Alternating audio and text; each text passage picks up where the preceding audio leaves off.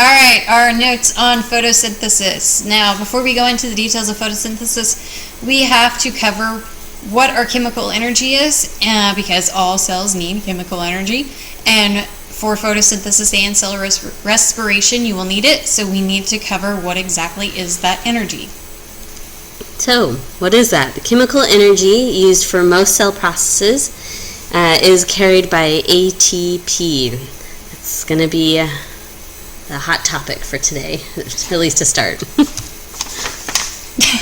you want to start, Mr. Rodier? Mr. Rodier is joining us this time. He's new at this. And he's laughing at us, so ignore him. All right, so molecules in food store chemical energy in their bonds. So all the places you see the dark black dashes connecting the green ones, oh, thank you. Mrs. Hood has to draw because I suck at it. That's where the bonds are, and there's energy in those. So whenever you break a bond, it releases energy. I'm not going to circle And them all. and there's actually even bonds, those are technically bonds you could break for the energy as well. But they're not as easy to break as these guys, so that's why we focus on those big, thick black lines. Okay. Anything else you guys want to say? Advance. Yeah. All right, ATP transfers energy from the breakdown of food molecules to cell function. So it's going to be released. ATP stands for adenosine triphosphate, which is a fancy way of saying 3 phosphates. I think it shows that too. Yes, next. Okay. Adenosine triphosphate means that we have 1, 2, 3 phosphate groups. Okay, so when we can snap one of those phosphate groups off, we're releasing a great deal of energy. And ADP is changed into ATP when a phosphate group is added. So if we add a phosphate group, we're going from ADP to ATP. Yes. So the whole cycle recycles over and over again. So you can go from ATP, dropping off that phosphate group, going to ADP, and then you regain that phosphate group, coming back to ATP, and it goes over and over and over again. Would that be considered a vicious cycle? Yes. I was going more of the never-ending cycle, which they'll probably not know at all. I don't know what that is either. The 80s. Never-ending story? You can no longer be my What friend. about that song? This isn't the song. Okay, that one. Organisms break down carbon-based molecules to produce ATP. Carbohydrates are the molecules most commonly broken down to make ATP, if I can say carbohydrates. I just was thinking. And those are like your sugars, for those who don't remember. Which is some of them. But we don't store a lot of carbohydrates in our body, at least not large amounts. Nope, they are used very quickly. That short term. Yeah, that short-term energy storage. Carbo loading. All right, so glucose is very important because for every one glucose molecule, that's a sugar molecule. The simplest. Okay, it's a monosaccharide. Okay, for every glucose molecule, you can get up to 36 ATP, which is a lot. Anything else? Yay, ATP. Woo! I feel like we should be cheerleaders. But fat stores even more energy than carbohydrates. 80% of the energy in your body comes from the fat. So fat's important? Yes, it is. Which are lipids, which this should be review. What are lipids? I will punch you. So, Mrs. Tolentino thought 36 ATP was impressive, but let me tell you, 146 ATP from a triglyceride is way more impressive. Yeah. And that's why your body goes crazy for fats and loves to store them so much. And in today's society, it's super popular to try to get rid of fats. I don't know where I was going. You're on your own. Okay. I still think glucose is impressive because triglycerides much more complicated than glucose. So. And our proteins are least likely to be broken down to make ATP. Amino acids are not usually needed for energy. But the same amount of energy as a carbohydrate. Yeah. And then it has a little to show you. the amount of energy, which energy is measured in calories. So it's to show you our carbohydrates have about 4 calories per milligram, lipids about 9 calories per milligram, and proteins also have 4 calories per milligram. So lipids would be like those fats, right? Mm-hmm. Yes. Memory. And proteins do so many things for your body. That's why they would be the last to be consumed for energy. Okay. So a few types of organisms do not need sunlight and photosynthesis as a source of energy. These are organisms that live in places that never get sunlight. I know, for instance, someone asked me today, how do plants that are in the bottom of the ocean photosynthesize because they don't get sunlight? Well, this would be how. Chemosynthesis, this is instead of converting sunlight energy into chemical energy, we're using chemical energy to build carbon-based molecules. Yeah. It's very similar to photosynthesis, and it uses chemical energy instead of light energy. And another example would be, like the picture shows, in caves. Some caves rarely get any sunlight. That's the bottom of the ocean. Is it? It's like, is this cave? I think in the book it said it was a cave. Well, in the bottom of the ocean, the chemical energy they'll be using is heat from like the heat vents escaping from the bottom of the ocean. Well, the sulfur Oh yeah. and the sulfur vents too. Oh yeah. Well, Okay. Anything else? So now to go into photosynthesis. Photosynthesis requires a series of chemical reactions to occur. I must be really hungry because those still look like Oreos to me.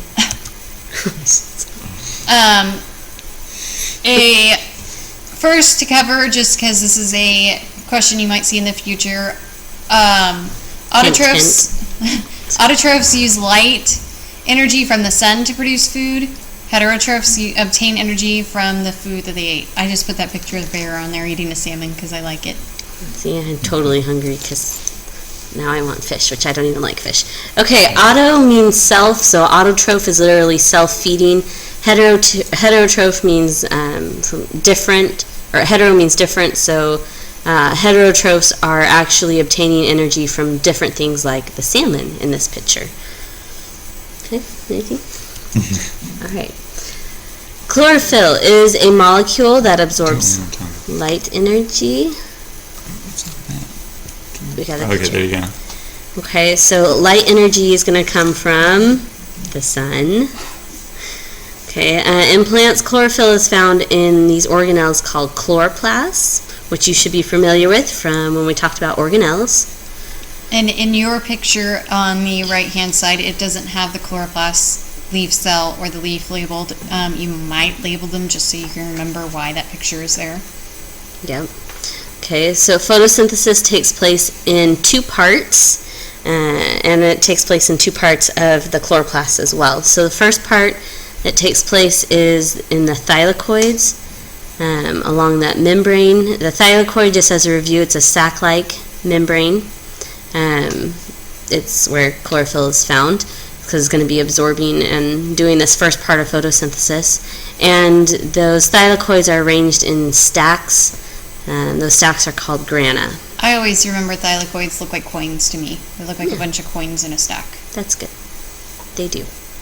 And there's also, hit the over, there's a picture for them. A picture of the thylakoids stacked together. And then our other part, thank you. Wonderful. What other part? The grana. She's just circled the I grana. circled grana. So And then this is one individual thylakoid. Right. And then the last part? And then the stroma is the spaces between the granite. So all that extra space between the towers is stroma. And that's not labeled on your picture, so you might label that. Yes. And when she says you might, you should. Okay, light and pigments. Photosynthesis requires pigments that are found in the thylakoids. Dun dun dun. Pigments are light-absorbing molecules. Dun dun dun. Chlorophyll is the main pigment in plants. Chlorophyll absorbs the most light, except green, which it reflects back. And that is why you see green in plants. I love that. You're seeing the rejects of the light spectrum. That's that green. It's being rejected, bounced back. And then there are other pigments as well, which thankfully for you, we don't need to go into great detail about, but that's what that little graph is that you see. There's things like chlorophyll A, chlorophyll B, and carotenoids. Or at least that's how I said them. It doesn't matter. But it's important to know that the accessory pigments can absorb that green light. So it's not like plants can just absolutely not use green light. It'll use a very small amount, so green light's the worst, but it won't completely die in green light because there are some accessory pigments in those plants. And the cool thing about the colors that you see in fall is that as the main pigment, that chlorophyll, is starting to break down, then you can start to see these other accessory pigments, and they're going to be reflecting things like chlorophyll A is going to be reflecting. Actually, I think chlorophyll A, I don't remember exactly which one it's absorbing. But anyways, the accessory pigments are going to be reflecting things like yellows and oranges. And that would be the carotenoids that you're seeing and stuff like that. So, it's cool. Yay for science. Chlorophyll? More like borophyll. I'm going to start laying on the ground and doing the SpongeBob photosynthesis. Yeah. All right, so our photosynthesis overview. This right here is your general equation for photosynthesis. We have 6 water molecules plus 6 carbon dioxide. There are several arrows, which you should know from your book if you're reading like you're supposed to be, that there are several processes, chemical processes and reactions that take place to then yield our glucose, which is the carbon 6 H12O6, that's glucose, and our 6 oxygen molecules. Now, I don't know about your guys' class, but I might add in this above the arrows, light. Just so you know that it requires light for that to occur. Yeah. This takes place in the thylakoids. Water, carbon dioxide, and sunlight are needed for photosynthesis to occur. So those would be like your inputs that you need. Reactants. Yeah. Reactants. Ooh, way to use vocabulary, guys. Chlorophyll absorbs sunlight energy. Yes, it does. Energy is transferred along the thylakoid membrane, then to light-independent reactions. Light-independent means it's going to not need light. And then our product, we're going to release oxygen. Thank goodness for us. Which then also we would have a glucose produced, which is a high-energy sugar. Here, would you like to draw? What? I don't know, we thought you were. Yeah, I thought. For drawing what? I don't. Stop it! Give me a pencil. I don't know what to draw. I'm sorry. Okay, so we talked about oxygen released. Oxygen is released from this first part of photosynthesis, which thankfully you don't need to go into great detail. You also need to know that glucose is going to be produced. Those are going to be our products. And remember that glucose is a high-energy sugar. Yes.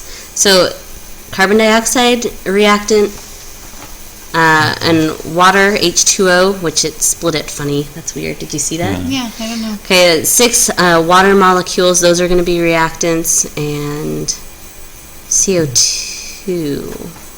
Oh, already right there. Okay.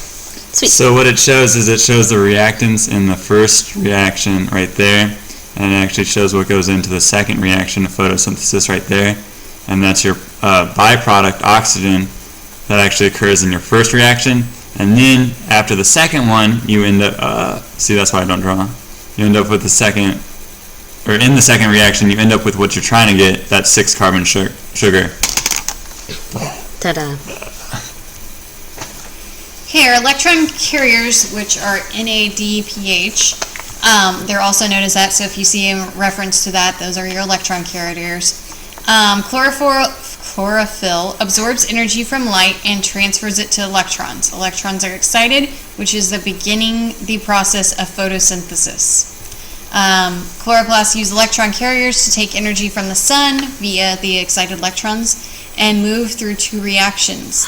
The 2 reactions that occur are light-dependent reactions and light-independent reactions. And we're out of I know. time. So I guess we'll end there and pick up the next set of notes.